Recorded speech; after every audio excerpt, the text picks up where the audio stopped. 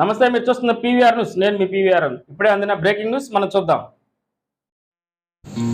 పల్నాడు జిల్లా మాచర్ల శ్యామరాజపురంలో రెవెన్యూ ఆధ్వర్యంలో petrol bunk నిర్వహిస్తున్నారని Palnadu జిల్లా కలెక్టర్ శివశంకర్ తెలిపారు. ఈరోజు మాచర్లలోని ఆర్టీసీ గ్యారేజ్ ఎదురుగా నూతనంగా రెవెన్యూ ఆధ్వర్యంలో నిర్వహించబడే రెవెన్యూ పెట్రోల్ బంకు భూమి పూజ కార్యక్రమంలో పాల్గొన్న పల్నాడు జిల్లా కలెక్టర్ శివశంకర్ మరియు రెవెన్యూ సిబ్బంది.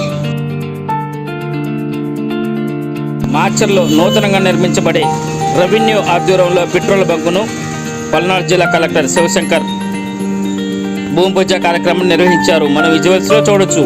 ఇది పీవీఆర్ న్యూస్ తెలుగు ఛానల్లో మాత్రమే ప్రత్యేకంగా ఈ విజువల్స్లో చూడొచ్చు.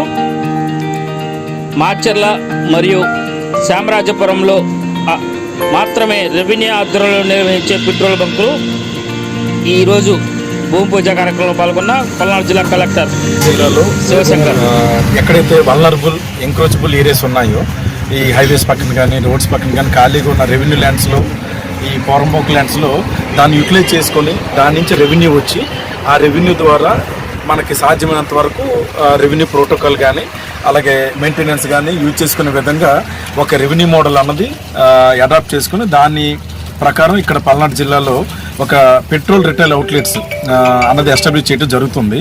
అందులో భాగంగా ముందు కలెక్టరేట్ క్యాంపస్లోనే నరసరావుపేటలో ఈ మధ్యనే ఐఓసిఎల్ వాళ్ళ సహకారంతో ఒక మంచి రిటైల్ అవుట్లెట్ అన్నది స్టార్ట్ చేశాము.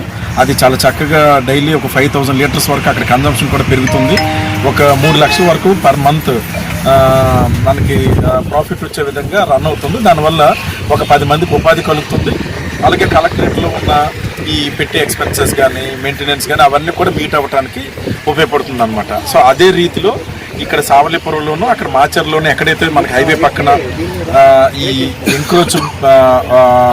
ఎంక్రోచ్ అవ్వడానికి పొటెన్షియల్ ఉన్న ఏరియాస్ ఉన్నాయో అక్కడ మనం ఈ రోజున సావలిపురంలోనూ ఇక్కడ మీరు చూస్తున్న లొకేషన్లో బీపీసీఎల్ వారి ఆధ్వర్యంలో ఇక్కడ ఒక పెట్రోల్ రిటైల్ అవుట్లెట్, అలాగే మాచర్లో నాగార్జున సాగర్కి వెళ్ళే తోవలో ఆర్టీసీ బస్ డిపో ఉంది. దాని ఆపోజిట్లో అక్కడ కూడా చాలామంది ఎంక్రోచ్మెంట్ చేసి ఉన్నారు. వాళ్ళందరూ రిమూవ్ చేసి ఫ్యూచర్లో అటువంటివి లేకుండా అక్కడ కూడా ఒక పెట్రోల్ బంక్ పెడితే మనమే కొంతవరకు కూడా ఉపాధి కల్పించినట్టు అవుతుంది. ఇందాక నేను చెప్పినట్టుగా మన మెయింటెనెన్స్ కూడా కాస్త వనరులు సమకూర్చుకున్నట్టు అవుతుంది.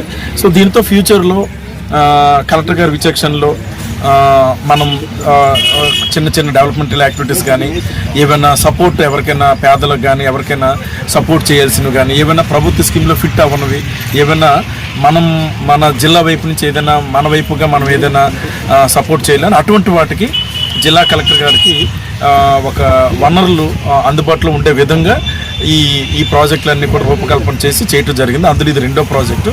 దీని తర్వాత 3వది మాచర్లో, దీని తర్వాత ఇప్పుడు అక్కడ భూమి పూజ చేయటం జరుగుతుంది. అక్కడ నరసరావుపేటలో మనకి సుమారు 2.8 కోట్లు ఇన్వెస్ట్ చేశారు ఐఓసిఎల్ వాళ్ళు. ఎందుకంటే అది టౌన్ కాబట్టి, మున్సిపాలిటీ పెద్దది కాబట్టి, దట్ కలెక్టరేట్ క్యాంపస్లో ఉంది. అది అందువల్ల అక్కడ చాలా పెద్ద స్థాయిలోనే ఎస్టాబ్లిష్ చేయడం జరిగింది. ఇది ఇంక ఇప్పుడు చిన్నది కాబట్టి మనం ఇక్కడున్న బిజినెస్ పొటెన్షియల్ అన్నీ కూడా బీపీసీఎల్ వాళ్ళు స్టడీ చేసి ఇక్కడ ఒక 1 crore ఇన్వెస్ట్ చేస్తున్నారు. మాచర్లో కూడా 1 crore ఇన్వెస్ట్ చేస్తున్నారు. ఎందుకంటే మాచర్లో ఆల్రెడీ చాలా పెట్రోల్ బంక్స్ ఉన్నాయి. బట్ ఫ్యూచర్ ఎక్స్పెన్షన్ కోసం ఏం చేస్తున్నాం అంటే ల్యాండ్ ఇటు అటు కొంత ఉంచి ఒక 25 to 30 cents ఫ్యూచర్లో, అంటే మా పాయింట్ ఏంటంటే భవిష్యత్తులో సిఎన్జీ ఉంటాయి, కంప్రెసర్ న్యాచురల్ గ్యాస్ ఉంటుంది, తర్వాత ఎలక్ట్రికల్ వెహికల్స్ వస్తాయి, ఎలక్ట్రికల్ ఛార్జింగ్ స్టేషన్స్. ఒకళ్ళు ఎవరైనా బ్యాంక్స్ కానీ వీళ్ళు కానీ ఎవరైనా మనకు రెంట్ ఇచ్చి ఏటీఎంస్ పెట్టుకోవాలంటే ఏటీఎంస్ పెట్టుకోవచ్చు. ఇంకేదైనా షాప్ లాంటిది పెట్టుకోవాలన్నా మన రెంట్కి ఇచ్చే విధంగా మనం ఒక ఇంటిగ్రేటెడ్ మోడల్లో మనం ప్లాన్ చేయడం జరుగుతుంది. జిల్లాలో నేనైతే ఇప్పుడు ఇప్పుడు వరకు 3లో ఒకటి అయిపోయింది. ఇప్పుడు 2 ఈరోజు భూమి పూజ చేశాము. సో ఒక 2 నెలల్లో మనకి ఒక కొలిక్ వస్తుంది. సో పూర్తి స్థాయిలో ఎలక్షన్స్ అయిపోయిన తర్వాత అప్పుడు ఇవి ఇనాగ్రేట్ చేసుకోవడం జరుగుతుంది. దీని మీద వచ్చే ఆదాయం స్థానికంగా ఉండే రెవెన్యూ ఆఫీసులకి ఇవ్వటం జరుగుతుంది. ముందు నాకు రెవెన్యూ అంతా చూసుకున్న తర్వాత నా అంచనా ప్రకారం ఒక 25% అయినా లోకల్ తహసీల్దార్ ఆఫీస్కి మనము ఇచ్చేటట్టుగా నేను ప్లాన్ చేస్తున్నాను. అంటే ముందు మనకి ప్రాఫిట్ అన్నది ఎక్కువ అయిన తర్వాత దాన్ని బట్టి మనం చేయడానికి ప్లాన్ చేస్తాం.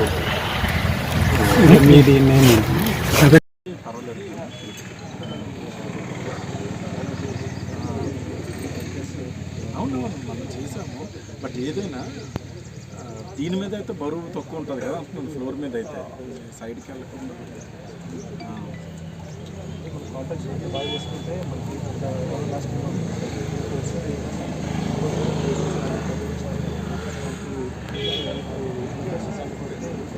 రైనీ సీజన్ అట్లా వాటర్ స్టాగ్నెట్ అయిపోయి మళ్ళీ అది అంతా డిస్టర్బ్ అవుతుంది.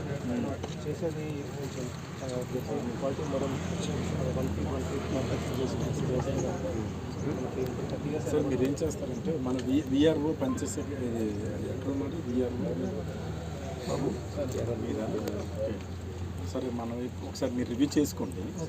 రివ్యూ చేసుకుని టోటల్గా ఎంత ఏరియా, ఏమేమి రిక్వైర్మెంట్ ఉంది, ఎంత ఎస్టిమేషన్ అన్నది మన వైపు నుంచి చేయాల్సింది మీరు పంపిస్తే నేను ఎలా చేయాలంటారని నేను చెప్తాను.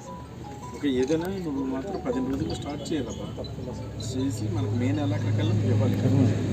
బాగా ప్లాన్ చేయాలి, ఫ్యూచర్ బాగుంటుంది. నాగర్ సాగర్ వైపు వెళ్ళే వాళ్ళందరూ కూడా ఇక్కడ మంచిగా గవర్నమెంట్ పెట్రోల్ బంక్ అనగానే ఒక కాన్ఫిడెన్స్ ఉంటుంది, అడల్ట్రేషన్ ఉండదు. అక్కడ కూడా అదే ఈ స్కూల్ బస్సులు కానీ ఇంకా మున్సిపల్ వెహికల్స్ అన్నీ ఇంక ఇక్కడే మీరు చేసుకోవచ్చు అన్నమాట. సరే.